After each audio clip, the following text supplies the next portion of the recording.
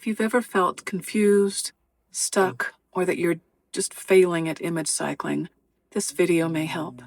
I'm going to go through 4 super common problems that people have with image cycling, and you'll probably be pleasantly surprised that they aren't even problems. They're just misconceptions, and it's easier than you think. I hope this helps. A lot of the problems with people feeling like they're failing at image cycling come from either this is their first foray into energy healing and they just don't even know how to orient themselves at all. Or they're already hotshot energy healers and they know everything already and they try to fit the Bengston method into what they already know. And of course we have to fit new experiences into something that we know. But hopefully I can explain a couple of problems that people have so that it normalizes the process and go, oh yeah, that is kind of what I think. And like, oh, she's saying I don't have to think that way. All right. So hopefully that will be there. All right. So let's see. A lot of the problems, if you're new at something, you overthink things. It's natural to overthink something if it's really important and you don't know what you're doing. At least that's what I do. I overthink things. And we end up like micromanaging, monitoring, forcing, trying to stabilize things, maybe even performing image cycling. And that's all unnecessary, which is why it's so conducive to beginners doing it. You don't need even a whole day workshop. You just need to get started.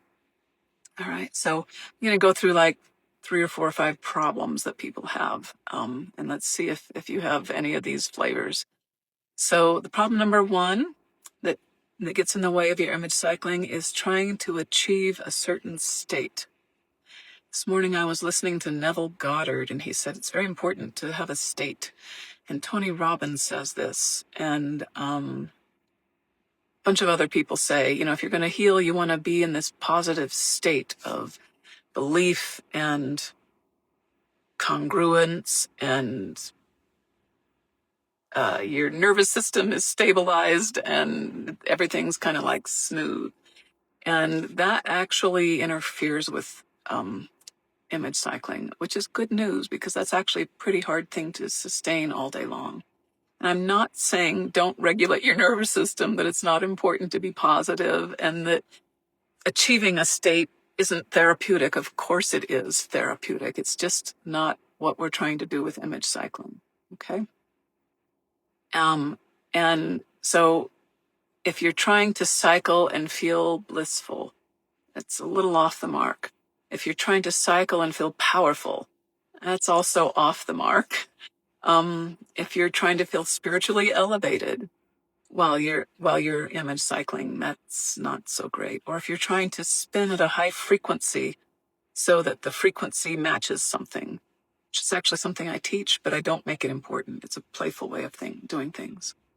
So image cycling is more doing without doing. It's not achieving.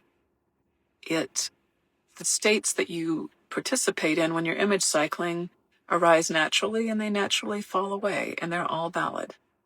And the problem comes in when we cling to the positive states as if they are more powerful for our healing than just participation in the process. So when you're actually doing image cycling, it generates some new things that you kind of want to be aware of. You don't want to like be overriding them by trying to be positive or trying to be loving or something like that, reverent or devotional. And it's not that you can't have those feelings. Certainly you can, but they should arise from the experience, not be generated by your mind saying this is the right way to do it. This is the right way to feel. There's no right way to feel. Okay, so it's more about embodying your present moment than it is leaving your body and getting to a certain state. All right, so problem number 2 trying to visually track it when you're hypercycling. So I have a video somewhere about the 3 stages of the Bengston. Oh, a bunch of dust just came up. The 3 stages of the Bengston method. There's the learning your images, there's the image drill, and then there's hypercycling. So hypercycling is when you're just spinning your images. And people have a hard time with that. They have a hard time losing their images that they just spent 3 weeks memorizing and attaching emotional states to. And then suddenly the states aren't important, and suddenly you're not supposed to see them. Like, well, then what was that all about? I'm losing it. And this is extremely common. It's from a mechanical view of how energy therapy works, which is not really the mechanism. And this doesn't mean like you're spiritually inadequate, that you can't have this memory, this visualization process that can see thousands of images per second, or millions of images per second, or trillions of images per second. Like, that's not an inadequacy. You just have to change what you're looking about. So when you put your images so carefully onto your cycling list, and then you spin them so you can't see them, in some ways that manufactures the whole enlightenment thing of doing without doing, of being present without being attached. And it's pretty cool. And if that's confusing to you, just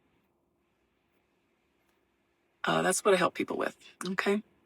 So problem number 3 is confusing transcendence with progress. This is kind of like number 1. So a lot of times in meditation and in other energy therapy things, you try to actually achieve an altered state of transcendence, of floating, of bliss, of all pervading into the fieldness.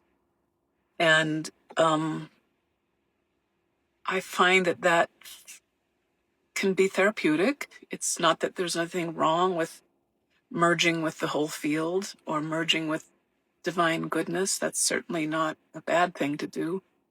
But where I find the healing getting more traction, because healing is physical, right? We want our physical bodies to stop having a disease or something like that. It's usually a little more gnarly, a little more closer to the physical, closer to your embodied, what you're experiencing in your body. And it's often messy, and sometimes it's not pretty, okay?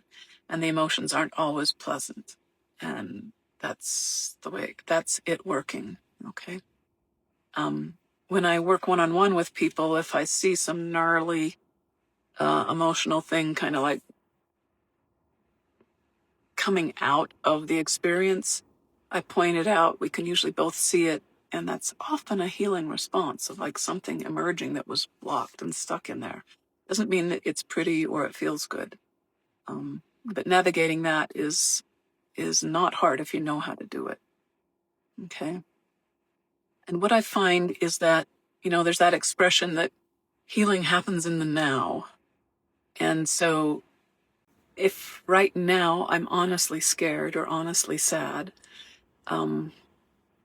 if you can witness that and be present with that while you're cycling, that's going to give you more traction in your healing than trying to push that away and right now be happy or joyful or blissful or content. All right. And then, okay. So remaining honestly present is much more powerful than feeling spiritual. Please don't feel spiritual, okay? I mean, you can, but don't make it important. All right. Okay, number 4. Treating the practice mechanically instead of relationally. So you kind of have to do it mechanically when you're a beginner, but very soon you start developing a relationship with your practice. So instead of like, okay, I'm going to do it this many minutes and I'm going to, have this certain form and this certain structure, pretty soon you want to have a two-way relationship with your image cycling and what you're experiencing in your body and in your mind and in your soul. And this means that your responsiveness and your awareness of your here and now is much more important than dominating it and forcing it into being a certain way. You're really curious and interested. You're not trying to make it be something. You're not trying to make the tumor gone. Just being present with whatever's arising as you're cycling. All right. All right. So it's not that these states aren't important. It's that you want to prioritize observation over state. And like, oh, isn't that interesting? I'm suddenly really angry and I wasn't 5 seconds ago. Like, that's important data, and you can observe that, and you can feel the anger without, and if you're cycling while you're feeling the anger, it helps you, that's one of the rules, right? You cycle with strong emotion. So that's a good thing to do. And you want to have contact with your body, with your heart, with your emotions, with your thinking, with anybody you're trying to heal, with your environment. You want to have contact with your here and now, much more than control. Because healing emerges. You don't make it happen. At least I don't. And you participate with the healing that's right there when you witness it.